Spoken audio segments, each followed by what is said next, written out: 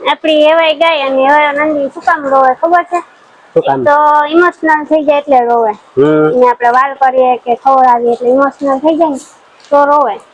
પછી બીજું કારણ ઈ કે એ આપડા દૂર થવાના હોય તો રોવે.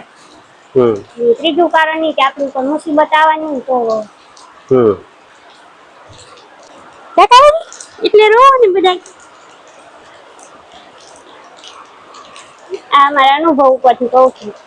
હા, આપણી ઉપર મુસીબત આવવાની હોય ને તો ગાયને આપડી પેલા ખબર પડી જાય. એનું મોઢું બગડી જાય, રોવા માંડે એવું કરે. હા. દૂર થવાની હોય તો મહિનો 2 મહિના અગાઉથી રોવા માંડે. હા. જોઈ લે. હા. એ વાલ કરે. લે. એ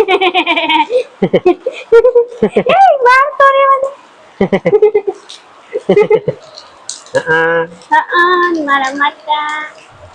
કેમ ઉભરાઈ ગયો? હા. મારા માતાજી.